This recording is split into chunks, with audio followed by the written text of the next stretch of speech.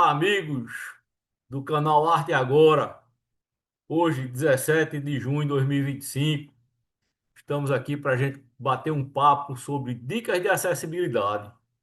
Imagine você ter uma escola e, como gestor ou dono da escola, está preocupado para atender teu aluno com deficiência física, que seja um usuário de cadeira de rodas. Imagine agora você ter um parque aquático, ou um parque de diversão, e ter em algum momento uma criança com transtorno do espectro do autismo em um momento de, vamos dizer, de crise.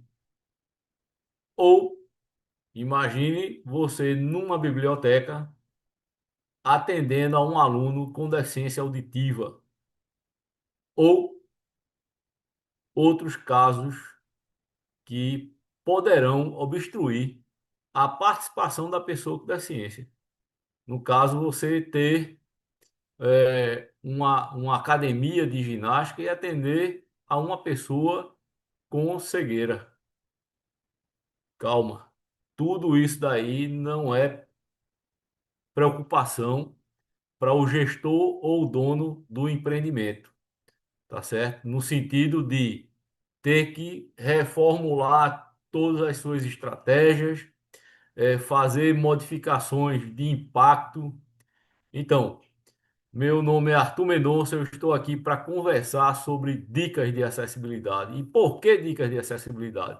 Porque todos esses casos que eu falei com você, falei para você, se não tiver acessibilidade contemplada, eu estarei excluindo a pessoa do convívio social, a pessoa com deficiência.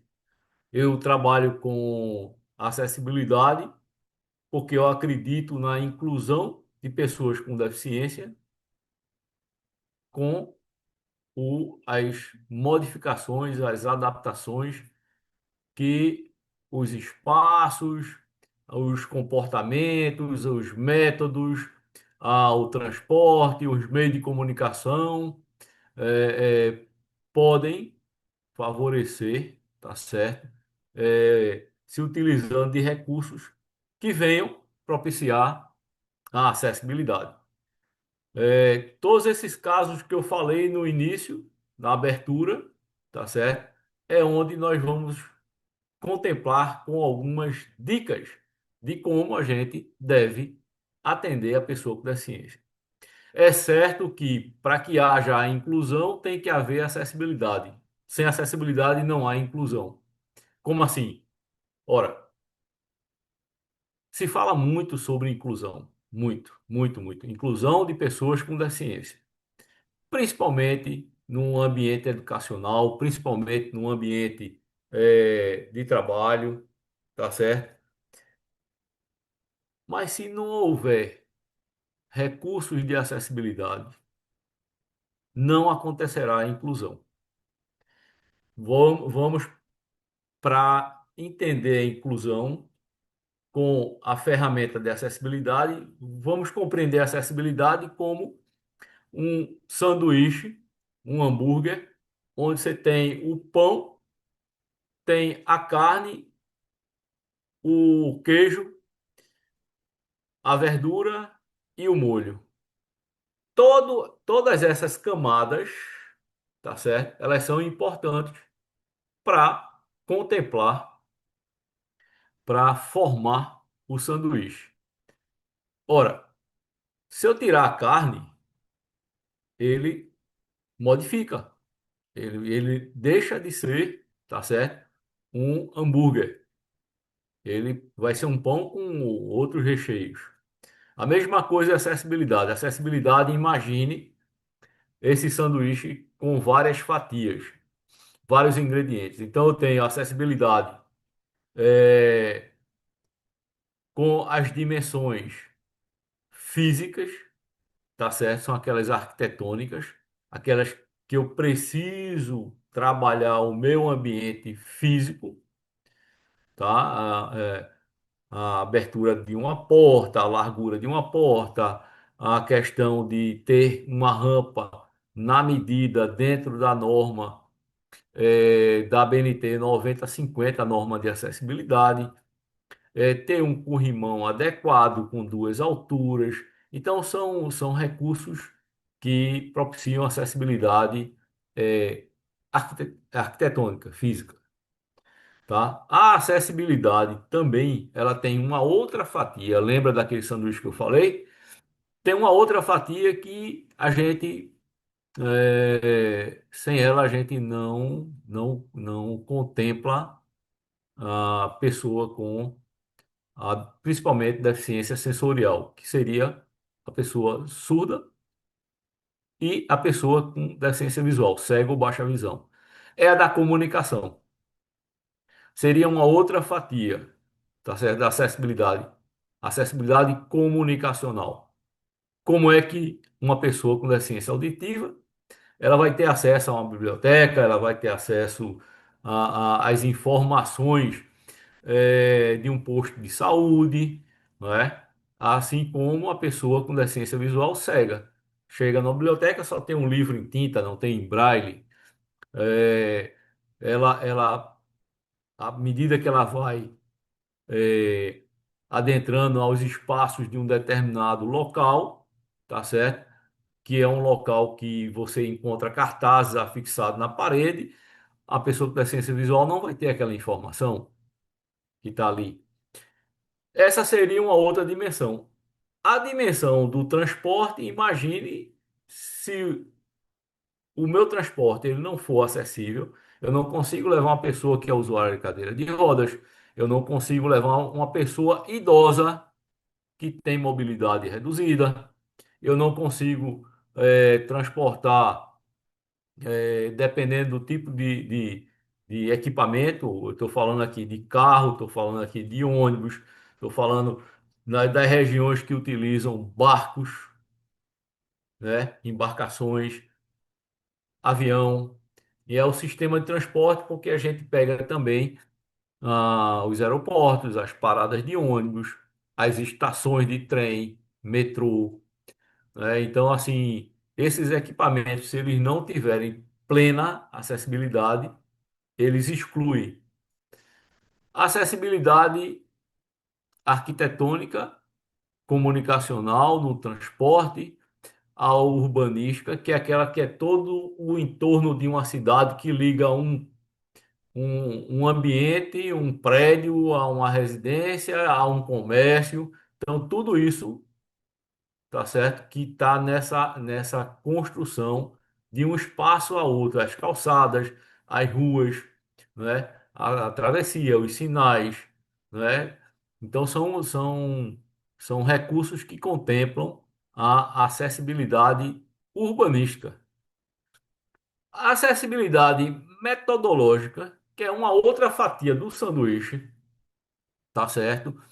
É, ela contempla a questão do método que está sendo utilizado, tá certo? Muitas vezes eu utilizo um método, uma regra, tá certo? E não penso que esse método ou essa regra ela vá excluir uma pessoa com uma determinada necessidade específica, uma pessoa com deficiência.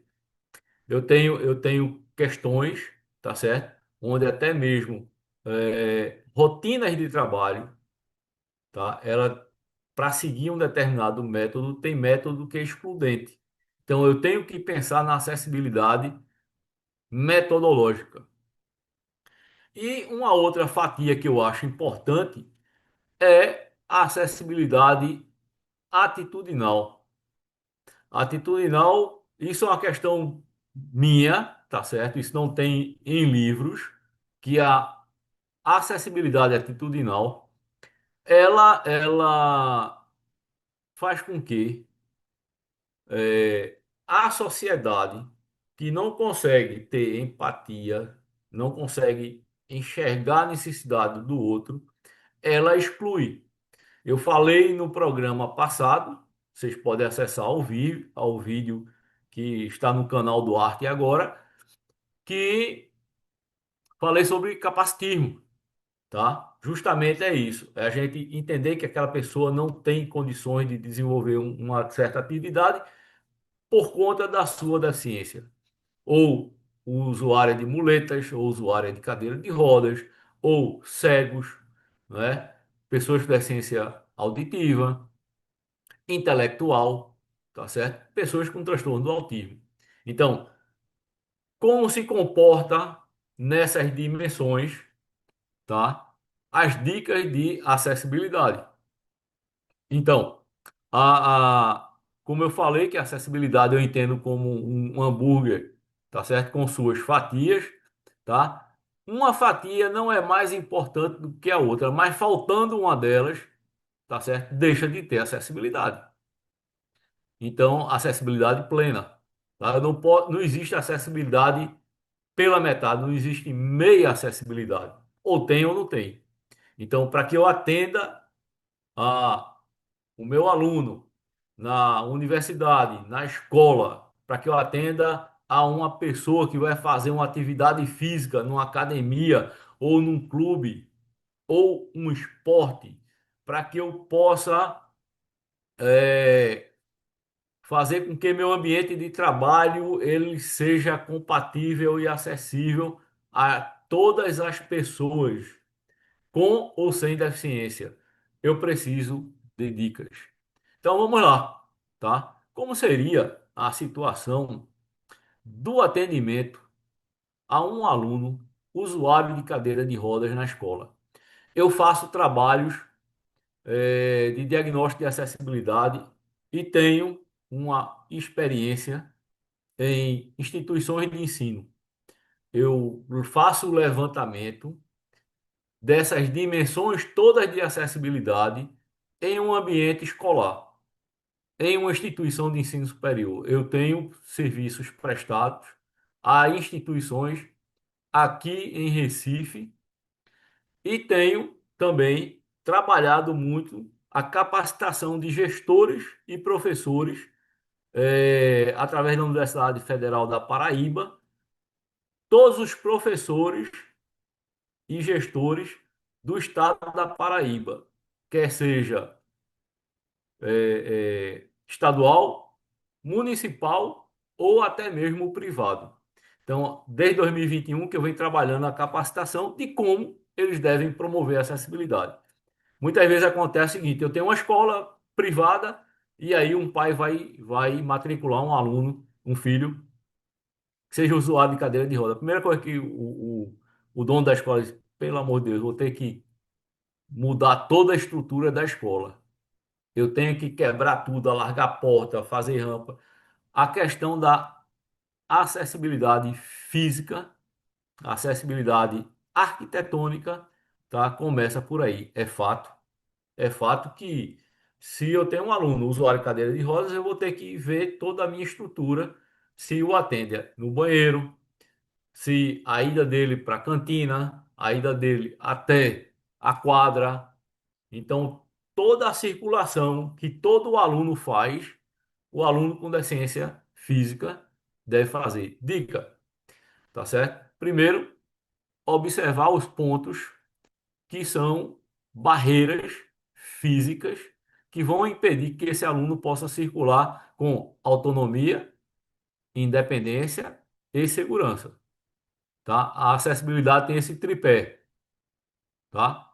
A pessoa decidir o que quer fazer na hora que quer fazer, ou seja, eu quero me deslocar da minha sala para o banheiro, tá? Ela tem independência, não precisa de ninguém para levá-la, tá? A condição dela permite isso, tá certo? E esse trajeto e até a usabilidade e até usar o banheiro, eu preciso ter a garantia da segurança. Então, dica número um, observar os pontos que são barreiras dentro da escola. Esse trabalho é um trabalho que eu faço. Eu pontuo os obstáculos com base na norma. Eu mostro lá, ó, aqui não está acessível a pessoa usuária de cadeira de rodas por conta disso, por conta do item 5.4.3 da NBR 9050. Feito isso, o gestor, conhecedor das barreiras existentes, aí sim ele vai contratar um profissional de arquitetura ou uma empresa de engenharia que tenha um profissional de arquitetura para fazer o desenho técnico correto e fazer a adequação correta. Essa é a dica para as questões das barreiras físicas. A mesma coisa, o exemplo que eu utilizei para a escola pode ser e deve ser, tá certo? Replicado para um ambiente de trabalho, uma indústria, uma empresa de comércio, tá? Um parque. Então, a dica número um para pessoas com deficiência física deve haver esse olhar clínico. Eu chamo diagnóstico de acessibilidade, com base na NBR 9050.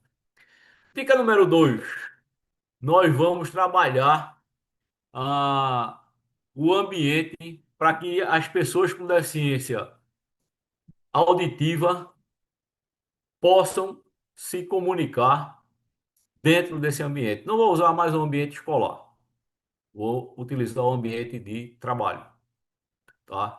Nesse ambiente de trabalho, é fato que a pessoa com deficiência auditiva, a gente tem aí um leque de possibilidades, mas vamos utilizar a possibilidade comum. A pessoa com deficiência auditiva, ela se comunica através da Libras, Língua Brasileira de Sinais. Ora, ela sabe para se comunicar, é uma língua gestual, tá certo? É uma língua que eu utilizo o gesto para poder me comunicar. Quem não tem deficiência auditiva precisa conhecer da língua para que haja uma comunicação. É comum, eu não digo normal, tá certo? Mas é comum algumas empresas, até mesmo de supermercado, de home center, ter pessoas com deficiência auditiva, tá? Na parte de embalagem, na parte de arrumar as gôndolas, tá? E muitas vezes você chega e fala para o colaborador e ele tá ali, como ele não escuta, ele não olha para você. Isso às vezes gera um problema na empresa. É como se o empregado, o colaborador não estivesse dando atenção ao cliente, tá? Quando ele percebe, aí ele faz o gesto de que não escuta e que vai procurar uma pessoa que escute. Mas veja, sabendo disso, as pessoas devem saber o mínimo de Libras para se comunicar. Dentro do ambiente de trabalho, não. Dentro do ambiente de trabalho, tem que haver, sim, tá certo? Pessoas que saibam a língua brasileira de sinais para até mesmo fazer a interlocução dessa pessoa com o seu ambiente de trabalho. Por quê? Não é fazer qualquer gesto que eu estou me comunicando. Existe algo que é bem definido e que não foge a uma regra. Porque se for gesto por gesto, cada um vai fazer seu gesto dentro do seu entendimento, mas é um gesto que ele está ali seguindo a segunda língua oficial do Brasil. Então, assim, é comum, tá certo? Eu já atuei, como consultor, atuei em alguns casos, e um dos casos foi numa fábrica onde o gerente do setor, o supervisor do setor, disse: Olha, eles trabalham, esses dois são surdos, mas trabalham legal, mas eu passo as ordens e às vezes eles não fazem como eu tenho dito. Aí, eu disse, como é que tu se comunica com ele? Então eu faço o gesto, mostro o balde, mostro o que ele tem que fazer, mostro a ferramenta e ele vai lá e às vezes ele faz, ou às vezes ele entende, às vezes não entende. Isso, lógico, tem um erro de comunicação aí. Então é importante, tá certo? Ter um grupo de empregados que saiba a comunicação, tá certo? Através da língua gestual, a língua brasileira de sinais, tá?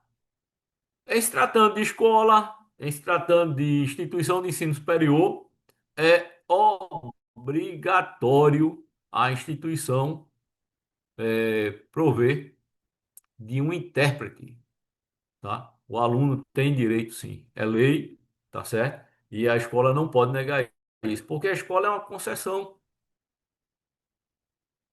concessão para o privado operar com a educação. É, dica número 3.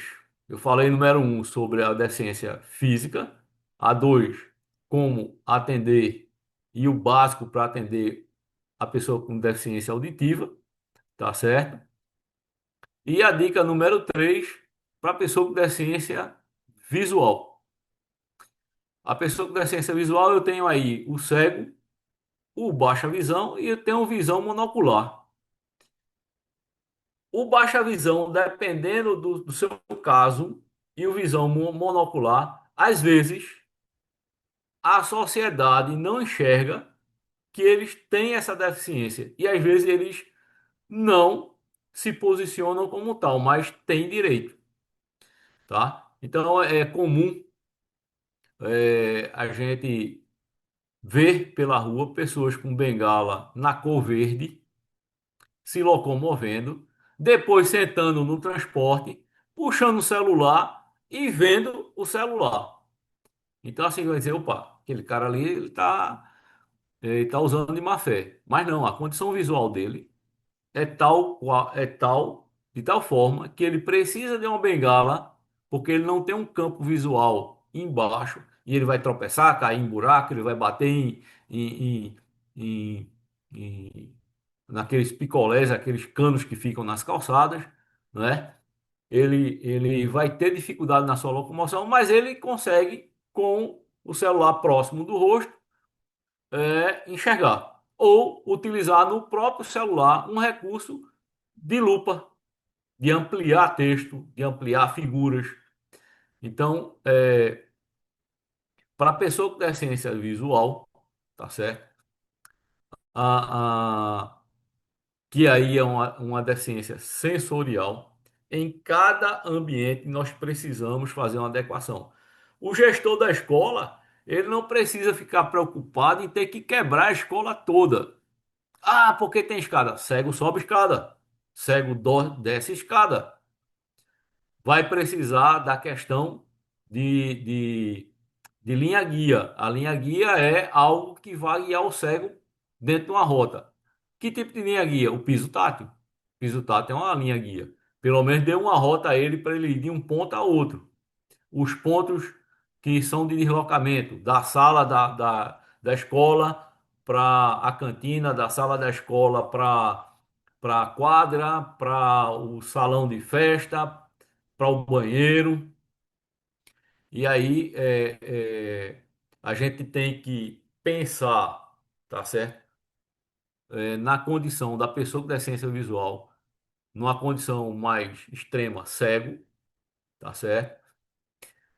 Para que aquele ambiente ele possa atender a pessoa com deficiência visual. Então, na escola e no trabalho, eu preciso de ter a comunicação, se for escrita, se for algo impresso, eu tenho que ter ele em braille, certo? Aí no trabalho vai dizer, não, então, se eu vou contratar um cego, então eu vou ter que ter uma impressora, uma máquina que vai produzir braille. Opa, não. Tá. Quando eu fizer um comunicado, esse comunicado, tá certo? Eu vou informar que ele vai estar no quadro de aviso e eu vou enviar por meio de WhatsApp ou de e-mail institucional, onde a pessoa cega, ela utiliza um sintetizador de voz, que é um recurso que vai fazer a leitura daquele documento no computador ou no celular. Então existe recursos de tecnologia que vão ajudar as pessoas com deficiência visual a dar autonomia e independência nas suas atividades. Uma outra situação,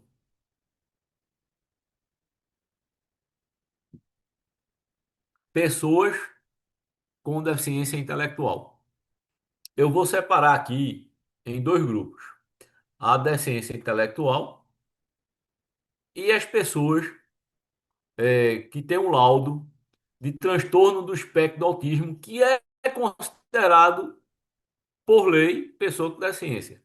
As pessoas com deficiência intelectual, que é comum nós vermos na sociedade, tá certo? Em vários ambientes, pessoas com síndrome de Down. Deficiência intelectual não é só pessoas com síndrome de Down, tá? Existem pessoas com deficiência intelectual que não são pessoas é, com síndrome de Down, tá certo? Mas tem um déficit cognitivo. Então, essas pessoas, elas precisam, tá certo? Serem identificadas nas suas especificidades e serem apoiadas para que elas possam executar atividade laboral, ou atividade escolar, ou atividade esportiva, ou uma atividade social, tá? Então, é comum até aqui em Recife nós irmos em determinados locais e ver pessoas com síndrome de Down trabalhando, né? Em seu pleno emprego, trabalhando em cafeteria, trabalhando no Palácio do Governo, em instituições é, governamentais, em empresas privadas, é, pessoas com síndrome de Down que são professores, professor de educação física, professor de dança. Então, eu tenho vários casos aqui em Recife, tá certo? Que são excelentes profissionais, tá? Porque eles tiveram o olhar diferenciado de um gestor, de um ambiente, tá certo? Que entendeu as suas dificuldades e trouxe as facilidades, as adequações para que ela pudesse desenvolver suas atividades. Então, assim, isso seria uma quebra de barreira ou seria uma acessibilidade atitudinal, tá certo? Nem todo gestor, nem todo dono de empresa, nem todo gestor público, ele está preparado para entender as necessidades específicas para que haja acessibilidade para aquela pessoa. As pessoas com transtorno do espectro do autismo, o TEA, transtorno do espectro autista, tá? Essas pessoas, elas hoje são enquadradas pessoas de nível de suporte 1, nível de suporte 2, nível de suporte 3. Mas não quer dizer que a pessoa com nível de suporte 2, ela não possa transitar no nível de suporte 3 ou no nível de suporte 1. O que é isso? Tá? Então, são pessoas que têm, tá certo? Características específicas. Aí vem com relação a relacionamento, comunicação, interação com o meio onde ela está. Pode ser um meio é, de atividades lúdicas, pode ser um meio de atividade profissional. São pessoas que têm características, não são todas, cada uma tem sua característica, como todo ser humano, tá certo? Característica que tem supervalorização para uma determinado objeto, determinada música ou comida. Às vezes também tem apresenta maneirismo, certo? Questões que elas não conseguem ficar paradas ou se movimentam involuntariamente várias vezes, fazendo movimentos diversos. E pessoas no transtorno de espectro autismo que elas são heterolesivas ou autolesivas, tá certo? Ou seja, aqueles que constantemente, tá certo? Agridem uma pessoa involuntariamente, lógico, sem nada do nada, ou às vezes ela se bate muito, tá certo? Ela se morde, ela bate a cabeça na parede. Essas pessoas elas estão enquadradas no nível de suporte 3. Ela requer uma certa atenção, tá? A pessoa com transtorno do espectro autismo, quando eu falo em características, ela tem algumas têm muita sensibilidade a sons, a ruídos, que isso chega a perturbar. Por isso que comumente nós vemos, tá? Algumas pessoas com transtorno de espectro autismo utilizando fone de ouvido abafador. Existe até fone de ouvido, tá certo? Que é abafador, mas ele deixa passar o áudio e o áudio ele tem um recurso que ele limpa o ruído. Então o áudio chega limpo ali. Esse recurso existe? Existe. Para a pessoa com transtorno do espectro autismo que tem uma certa, vamos dizer assim, dificuldade com sons e ruídos, eu não digo sons e ruído altos só, tá certo? Essas pessoas elas utilizam desse recurso. Como você tem também pessoas com transtorno do espectro autismo no nível um, nível de suporte um, tá certo? Que são extremamente inteligentes, concentrados, não se relacionam com o mundo externo, mas são pessoas capazes de fazer belíssimos trabalhos, fazer cálculos, tá certo? Saber uma história ou alguma coisa sobre aquele animal, sobre aquele carro, sobre aquela casa, sobre aquele castelo, de uma forma tão profunda que a gente não encontra nem em livros. Então, assim, quando a gente fala nível de esporte em 1, 2 e 3, é como nós que tem determinado dia que nós acordamos aqui super animados, contentes, e tudo que acontece, a gente tá ali tranquilo, interagindo. Mas tem outro dia que você não tá muito bem, tá certo? Eu estou fazendo uma relação, não quer dizer que o transtorno de espectro do autismo seja isso, mas são comportamentos. A pessoa com transtorno do espectro do autismo, que ela se for classificada como nível de suporte 2, tá? Ela pode, determinado dia, ela tá assim mais voltada para o nível do suporte um, ou ela pode estar mais é, com hiperatividade, com algo que ela seja bastante intolerante, tá certo?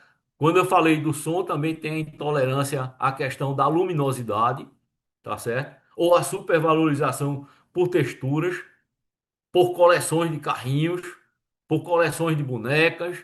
Então, assim, esse comportamento. Aí a dica para a pessoa com transtorno do espectro do autismo é muito importante, tá certo? Que os espaços estejam preparados. Como é preparado?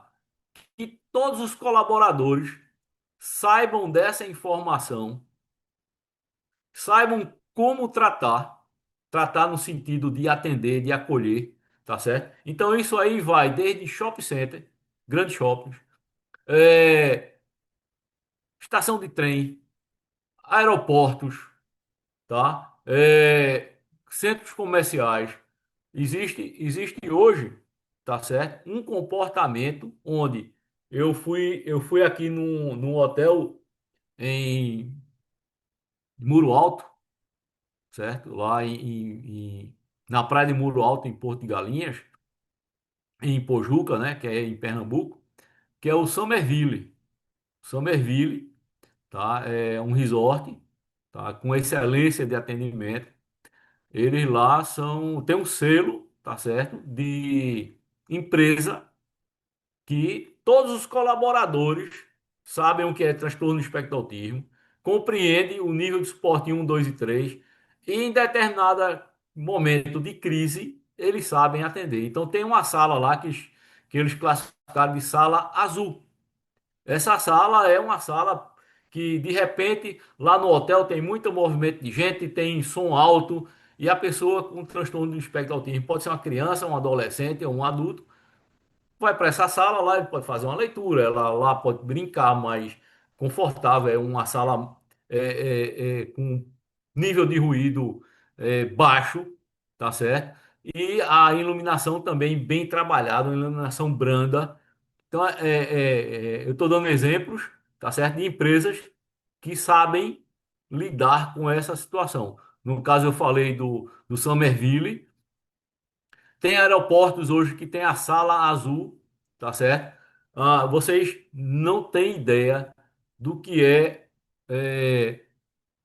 um adolescente na sala de espera de um aeroporto, num salão, aliás, no salão de espera de um aeroporto, onde tem milhares de pessoas se movimentando, com sons, ruídos diferentes. Isso e fora a ansiedade de embarcar, tá certo? Como fica essa pessoa? Então, tem aeroportos hoje no Brasil, tá? Que tem a sala azul.